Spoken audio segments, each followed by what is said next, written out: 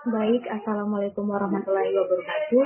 Perkenalkan, nama saya Winda Sari Putri Ayuti dengan NIM 70200119066. Di sini saya akan mempresentasikan hasil NIM meeting saya yang berisi tentang psikologi industri. Psikologi industri ini terbagi dari bermacam-macam materi. Ada dimulai dari konsep psikologi industri, dimulai dari definisi dari psikologi industri. Psikologi industri secara bahasa berasal dari kata psi yang berarti jiwa dan logos yang berarti ilmu atau ilmu. Oleh karena itu, psikologi sering diartikan atau disingkat psikologi sebagai ilmu jiwa. Sedangkan psikologi industri ilmu jiwa yang berhubungan dengan pekerjaan atau yang terjadi dalam industri itu biasa disebut psikologi industri. Selanjutnya kita memasuki materi sejarah psikologi industri secara singkat, dimulai dari psikologi kerja dan organisasi dimulai pada awal abad ke-20 dengan perkembangan tercepat terjadi selama Perang Dunia Pertama. Yang kedua yaitu selama Perang Dunia Kedua, bidang pendidikan dan pelatihan menjadi topik penting. Kurangnya tenaga kerja yang berkualitas membuat perusahaan meningkatkan in-company training. Yang ketiga, tahapan ketiga yaitu sebagai ilmu baru, psikologi mulai dikenal dan berkembang di Indonesia sekitar tahun 1050-an. Selanjutnya, manfaat dari psikologi industri.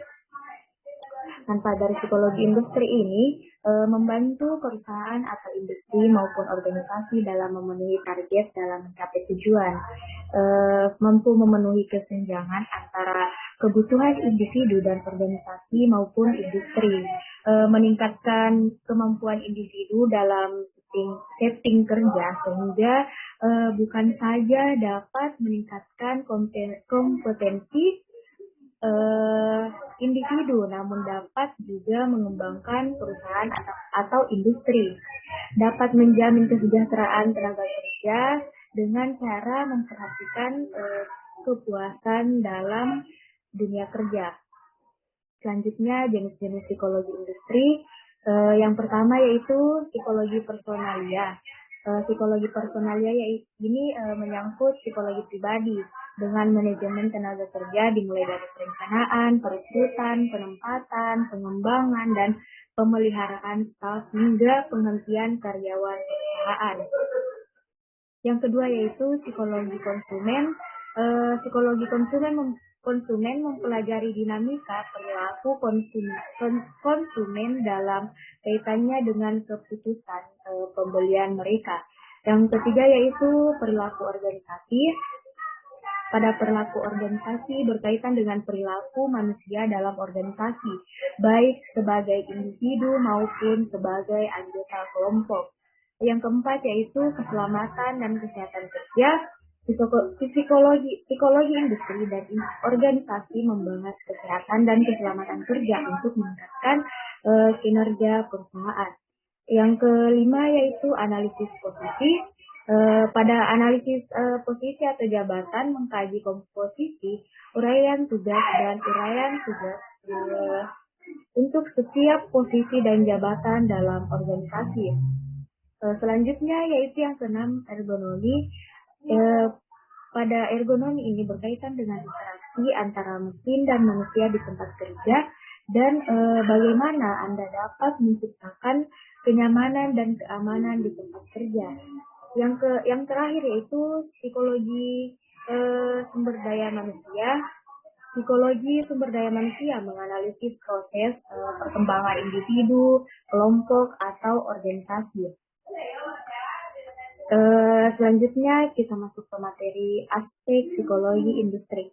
Aspek psikologi industri ini terdapat menjadi tiga, yaitu personil. Personil ini psikologi industri itu menangani praktik personalia yang mencakup bidang-bidang seperti analisis pekerjaan, rekrutmen kandidat, seleksi karyawan, penetapan upah, pelatihan karyawan, dan penilaian kinerja karyawan.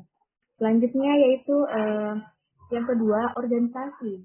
Psikologi industri dan organisasi membahas masalah kepemimpinan, kepuasan kerja, motivasi karyawan, terus komunikasi organisasi, manajemen konflik, perubahan organisasi, dan proses kelompok dalam suatu organisasi. Yang ketiga yaitu faktor manusia. Psikologi industri mempelajari desain tempat kerja, interaksi manusia mesin, desain ergonomis, dan memperhitungkan masalah kelelahan fisik dan stres. Selanjutnya kita memasuki materi kedua yaitu motivasi kerja dalam industri. Materi ini memperoleh beberapa pembahasan yaitu teori motivasi kerja, macam-macam teori motivasi kerja. Yang pertama yaitu teori tata tingkat kebutuhan. Ada 5 kelompok kebutuhan yaitu kebutuhan pali atau fisiologikal, rasa aman, sosial, harga diri, dan aktualisasi diri. Adapun uraian dari kelima kebutuhan itu seperti berikut. Yang pertama yaitu kebutuhan fisik atau vital needs yang meliputi kebutuhan sehari-hari untuk makan, minum, berpakaian, bertempat tinggal, berumah tangga, dan sejenisnya. Yang kedua yaitu kebutuhan keamanan atau safety needs yang meliputi kebutuhan untuk memperoleh keselamatan, keamanan, jaminan atau perlindungan dari ancaman yang membahayakan kelangsungan hidupnya. Yang ketiga yaitu kebutuhan sosial atau social needs. Kebutuhan untuk disukai dan menyukai, dicintai dan mencintai, bergaul, bermasyarakat, dan sejenisnya. Yang keempat yaitu kebutuhan pengakuan atau harga diri, the need of esteem.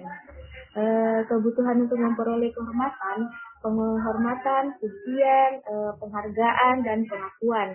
Dan yang terakhir yaitu kebutuhan mengaktualisasikan diri atau the need for self-actualization. Kebutuhan untuk melakukan pekerjaan sesuai dengan kemampuan yang dimiliki. Kebutuhan ini mencakup kebutuhan untuk menjadi kreatif, kebutuhan untuk dapat merealisasikan potensinya secara penuh. Yang kedua yaitu teori eksistensi relas pertumbuhan. Teori motivasi ini dikenal sebagai teori IRG sebagai singkatan dari existence, relatedness, dan growness. Dikembangkan oleh Aldefer dan merupakan salah satu modifikasi dan reformulasi dari teori tata tingkat kebutuhan dari Maslow. Aldefer mengelompokkan kebutuhan ke dalam 3 kelompok, yaitu yang pertama kebutuhan eksistensi, yang kedua yaitu kebutuhan hubungan, yang ketiga yaitu kebutuhan pertumbuhan. Yang ketiga merupakan teori 2 faktor. Teori 2 faktor ini mencakup faktor-faktor yang berkaitan dengan isi dari pekerjaan, yang merupakan faktor intrinsik dari pekerjaan, yaitu tanggung jawab, kemajuan, pekerjaan itu sendiri, capaian, dan dari teori 2 faktor ini juga meliputi pengakuan. Besar kecilnya pengakuan yang diberikan kepada tenaga kerja atas untuk kerjanya. Terus yang keempat yaitu teori penetapan tujuan. Dari materi motivasi kerja dalam industri ini, teori penetapan tujuan merupakan hal yang sangat penting, di mana orang yang tugasnya jelas tujuannya dan lebih menantang akan menunjukkan motivasi kerja yang lebih besar daripada orang yang tugasnya kabur atau terlalu mudah untuk mencapainya. Pendapat tersebut di atas dikemukakan oleh Locke. Memberi tujuan yang jelas akan lebih memotivasi daripada hanya sekedar mengatakan kerjakan dengan sebaik-baiknya, padahal tujuan yang harus dicapai tidak jelas. Penentuan tujuan yang jelas merupakan kepemimpinan tersendiri. Oleh karena itu, rumusan tujuan setiap pekerjaan dengan jelas agar orang-orang yang akan mengerjakan mengetahui dengan baik. Selanjutnya kita memasuki materi kepemimpinan dalam perusahaan. Ada 5 poin, yaitu pengertian kepemimpinan, gaya kepemimpinan, teori kepemimpinan, fungsi kepemimpinan, dan yang kelima yaitu kepemimpinan dalam perusahaan atau industri. Yang pertama yaitu pengertian dari kepemimpinan. Pengertian dari kepemimpinan merupakan kepemimpinan secara harfiah berasal dari kata pimpin. Kata pimpin mengandung pengertian mengarahkan, membina dan mengatur, menuntun dan juga menunjukkan ataupun mempengaruhi. Kepemimpinan dalam bahasa Inggris disebut leadership dan dalam bahasa Arab disebut qiyamah atau imamah. Dalam terminologi yang dikemukakan oleh Marshall dan Hamzah, kepemimpinan adalah menyangkut dalam menstimulasi, memobilisasi, mengarahkan, mengkoordinasi motif-motif dan kesetiaan orang-orang yang terlibat dalam usaha kepemimpinan, usaha bersama. Selanjutnya yaitu gaya kepemimpinan.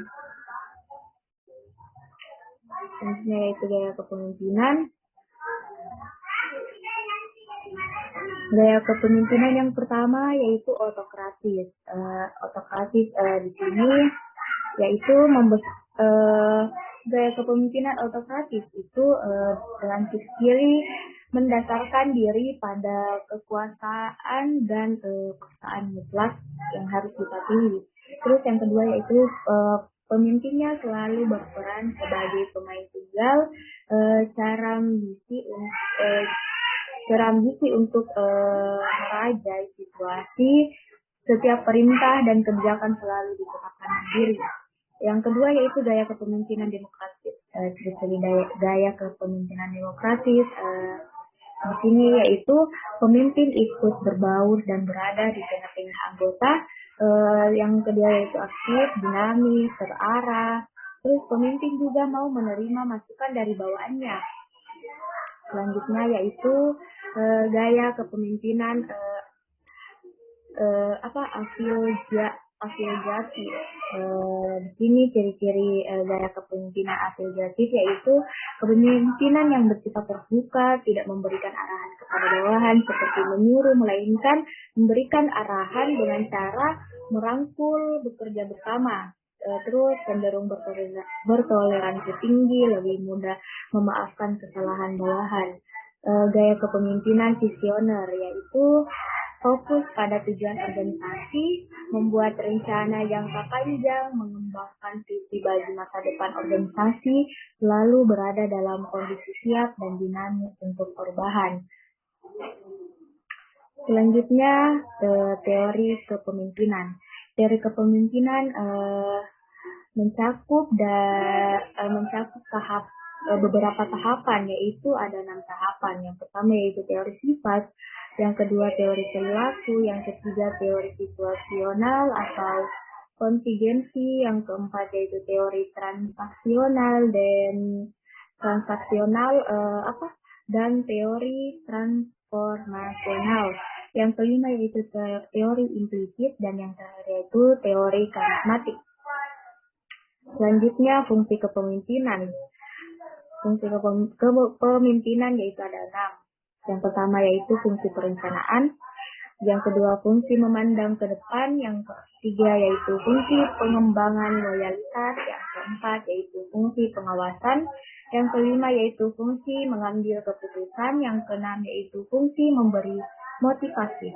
Terus selanjutnya materi kepemimpinan dalam perusahaan.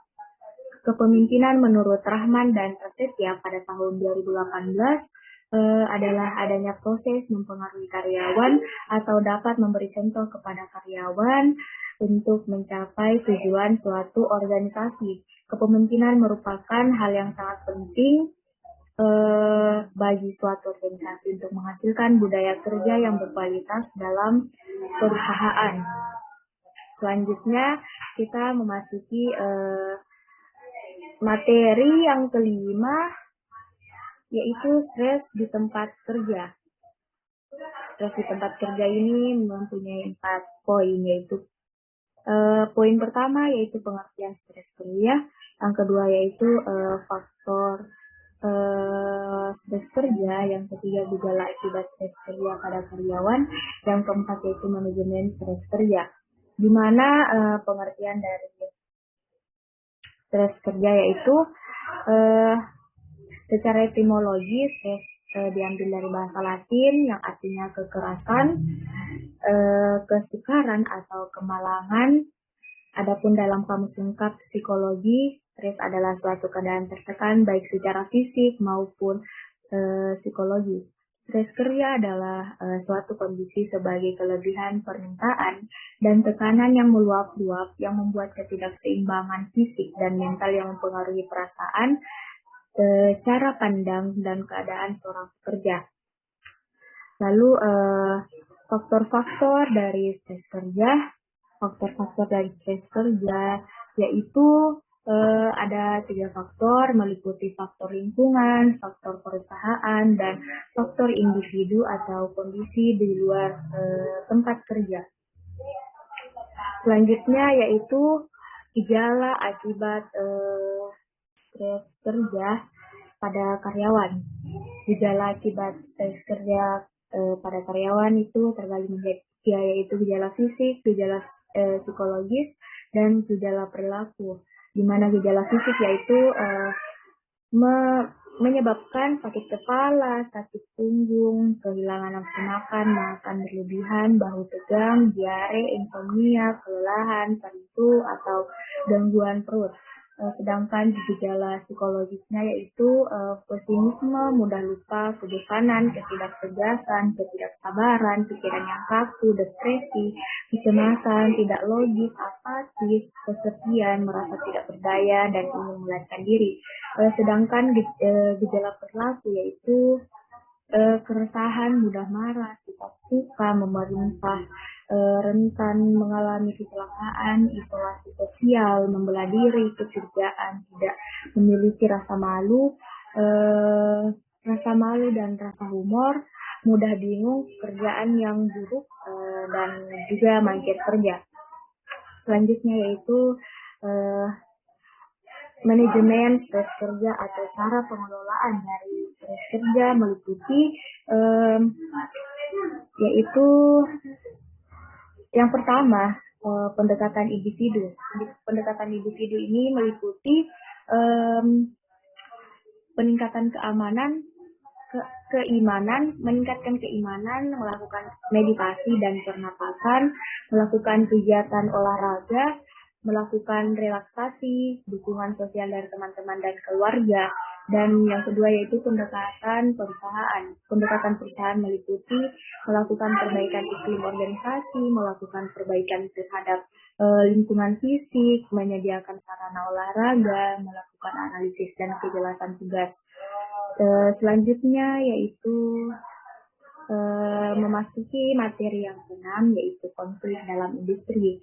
Pengertian dari konflik dalam industri adalah konflik adalah proses yang dinamis yang terjadi karena pertentangan yang tidak hanya disebabkan oleh orang lain, juga berasal dari diri sendiri. Konflik dapat berupa perselisihan, adanya ketegangan, atau munculnya kesulitan lain di antara dua pihak atau lebih. Macam-macam dari konflik yaitu yang pertama konflik fungsional, yaitu konflik yang mendukung pencapaian tujuan kelompok. Berikut indikatornya itu bersaing untuk meraih prestasi, pergerakan positif menuju tujuan, merangsang kreativitas dan inovasi, dan yang terakhir yaitu dorongan melakukan perubahan. Yang kedua yaitu konflik disfungsional, yaitu konflik yang merintangi pencapaian tujuan kelompok. Berikut indikatornya yaitu mendominasi diskusi, senang bekerja dalam kelompok, benturan kepribadian, dan perselisihan antara individu. Selanjutnya yaitu sumber-sumber konflik. Sumber-sumber konflik dapat berasal dari yang pertama konflik dari dalam individu. Yang kedua, konflik antar individu dalam organisasi yang sama. Yang ketiga yaitu antar individu dan kelompok. Yang keempat yaitu konflik antar kelompok dalam organisasi yang sama. Yang kelima yaitu konflik antar organisasi. Selanjutnya masuk ke materi dampak dari konflik.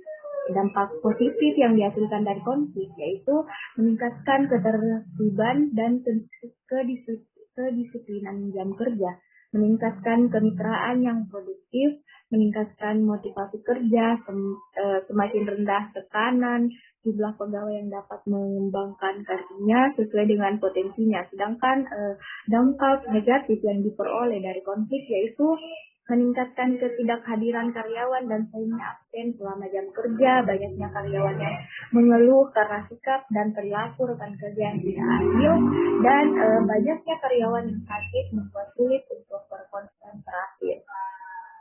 Yang terakhir yaitu materi metode pengelolaan konflik. Dari metode pengelolaan konflik ini dapat terbagi menjadi 3, yaitu metode simulasi konflik. Di sini untuk membangkitkan motivasi karyawan karena karyawan bersifat pasif ketika konflik terlalu rendah. Yang kedua yaitu metode pengurangan konflik. Di sini untuk mengelola tingkat konflik dengan cara mendinginkan suasana sehingga mengurangi pengakuan yang ditimbulkan oleh konflik. Yang ketiga yaitu metode penyelesaian konflik, berfokus pada perilaku manajer yang secara langsung dapat saling mempengaruhi. Solusi yang sering digunakan termasuk dominasi dan penindasan, kompromi, dan penguapan.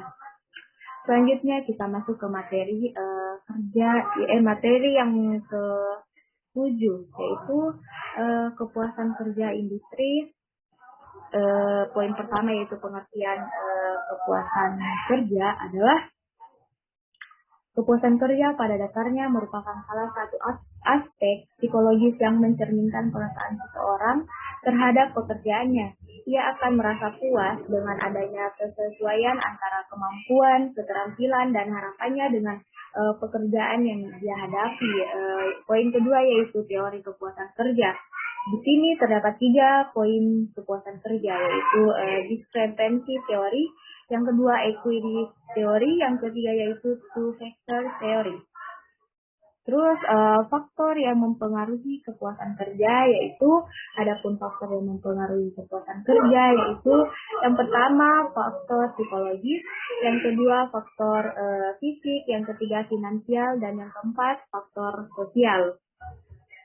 Selanjutnya dampak dari kepuasan kerja. Yang pertama, dampak terhadap produktivitas. Yang kedua, dampak terhadap ketidakhadiran. Yang ketiga, dampak terhadap kesehatan. Adapun dari dampak ketidakpuasan kerja, yang pertama yaitu keluar atau eksis. Yang kedua, menyuarakan atau voice. Yang ketiga, mengabaikan atau neglect. Yang keempat yaitu kesetiaan atau loyalty. Selanjutnya kita masuk ke materi yang ke-8 yaitu analisis jabatan industri.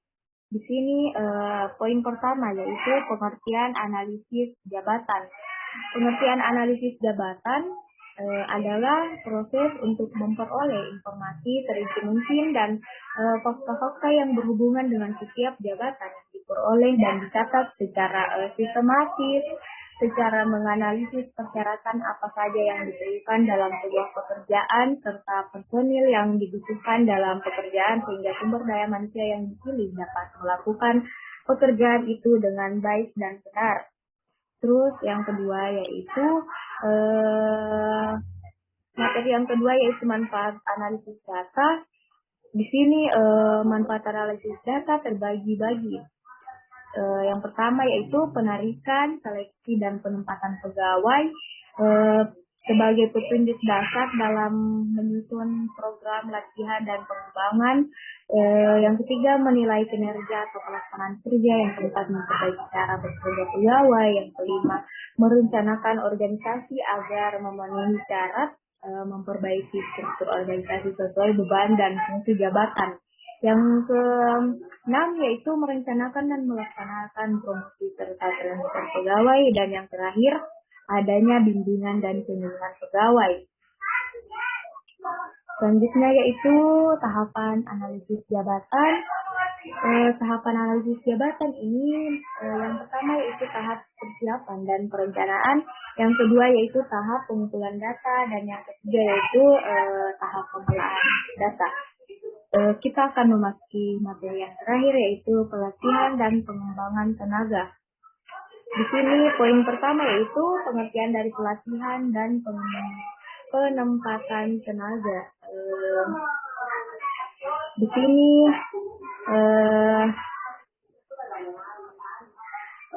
pengertian dari seleksi merupakan suatu proses kegiatan pemilihan pada individu tertentu dari segenap kelompok karyawan yang berpotensi untuk menjalankan atau mengembangkan amanah di suatu jabatan tertentu. Penempatan adalah tenaga kerja. Tindak lanjut dari proses seleksi. Kriteria yang harus dipenuhi dalam pelaksanaan penempatan karyawan ialah kesesuaian pengetahuan, kesesuaian keterampilan, dan kesesuaian kemampuan. Tujuan dari proses seleksi itu adalah seleksi dalam suatu perusahaan bertujuan untuk mendapatkan karyawan seperti berikut. Yang pertama, qualified and potential. Yang kedua, jujur dan berdisiplin. Yang ketiga, cakap dengan penempatannya. Yang keempat, terampil dan bersemangat dalam bekerja. Yang kelima, yaitu memenuhi persyaratan undang-undang pekerja. Selanjutnya yaitu integrasi keislaman, menyangkut psikologi industri, yaitu Islam mengajarkan dan menganjurkan untuk memilih pekerjaan yang baik dan bermanfaat bagi sesama manusia, agar setiap pekerjaan yang dijalani mampu memberi nilai yang baik dan mengangkat derajat manusia baik secara individu maupun secara kelompok. Maka dari itu Allah Subhanahu wa Ta'ala berfirman dalam surah At-Taubah, yang artinya, dan katakanlah